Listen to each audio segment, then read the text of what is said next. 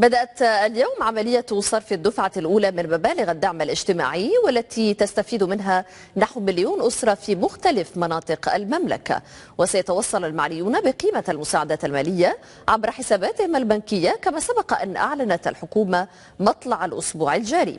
وتشمل هذه الدفعة من أدخلوا بياناتهم برسم الاستفادة من البرنامج الأول من نوعه في المغرب قبل تاريخ 10 من دجنبر الجاري.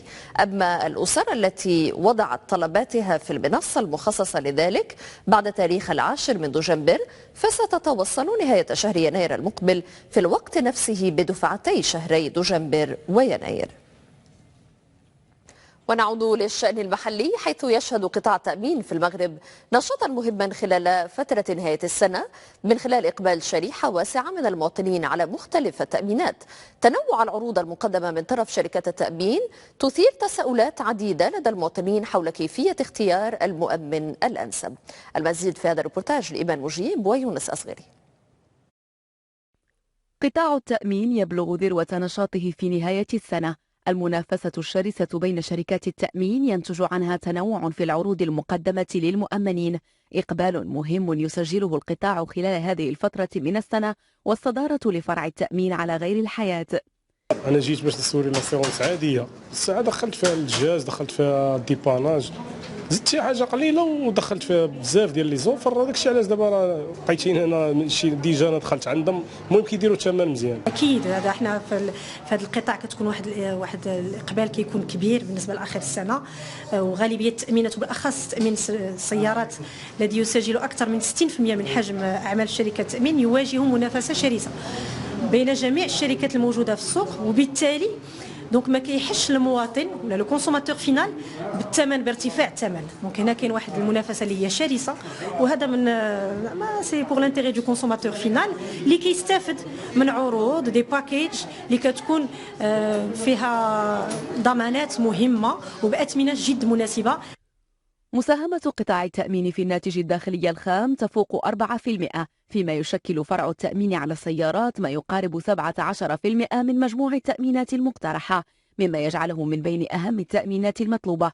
وفرة العروض وتنوعها تطرح عددا من التساؤلات حول شروط اختيار المؤمن الأنسب. السوق المغربي ديال التأمين فهو سوق حر، لهذا من بين شركة وشركة أخرى يمكن أن ربما ان يعني لا بريم داسيغونس من تقدر تضرب في جوج من ما بين شركه الى اخرى، ولكن اللي المهم في هذا كله هو انه خص الانسان يشوف من جهه طبيعه الحال الثمن ديال لا بريم، الثمن ديال التامين، ومن جهه اخرى خصو يشوف الخدمات من بعد التامين. الأقساط الصادرة عن شركة التأمين وإعادة التأمين في المغرب بلغت ما يناهز 42.9 مليار درهم في نهاية شتنبر 2023، بارتفاع نسبته 1.4% مقارنة بنفس الفترة من العام الماضي، حسب ما أعلنته هيئة مراقبة التأمينات والاحتياط الاجتماعي.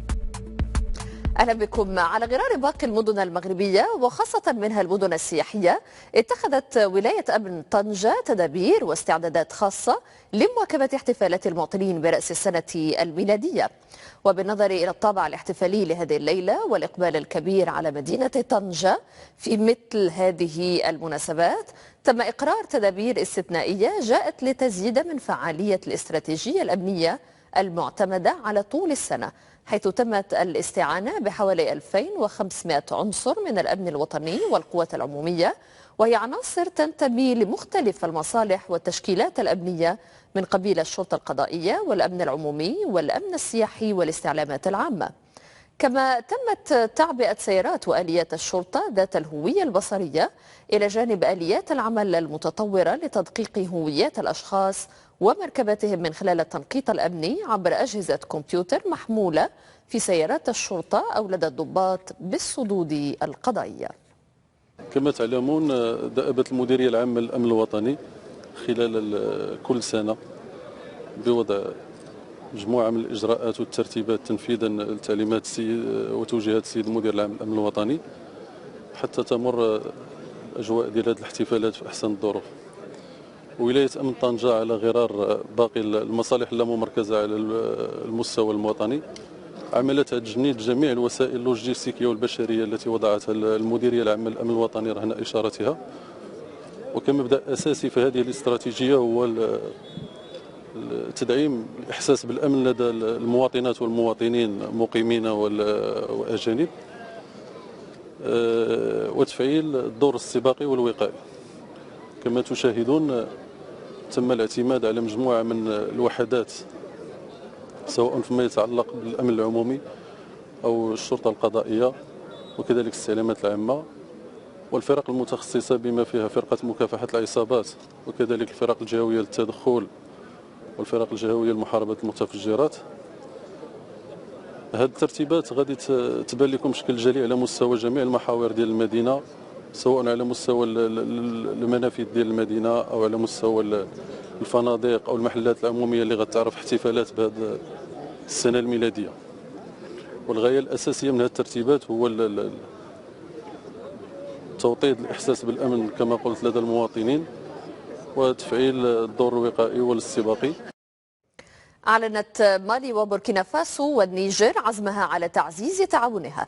وقال رئيس وزراء حكومة النيجر خلال مؤتمر صحفي في نيامي مع نظيريها المالي والبوركينابي، قال إن البلدان الثلاثة المنضوية تحت لواء تحالف دول الساحل قررت تشكيل لجان تعاون موحدة بدلا من اللجان الثنائية. وأضاف أن هذه الدول قررت أيضا أن كل المشاريع والبرامج المشتركة ستطرح على الطاولة لدرسها، مشيرا بالخصوص إلى طريق سريع وخط سكة حديد.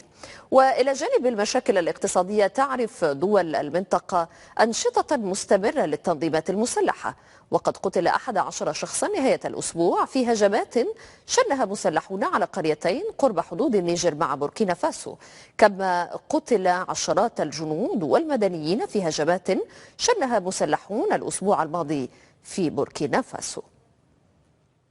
وننتقل الآن إلى مالي، حيث تنهي بعثة الأمم المتحدة المتكاملة المتعددة الأبعاد لتحقيق الاستقرار في مالي تنهي انسحابها من البلاد اليوم. في المقابل أشاد الأمين العام للأمم المتحدة أنطونيو غوتيريش بالدور الرئيسي الذي لعبته هذه البعثة لمدة 10 سنوات في مالي.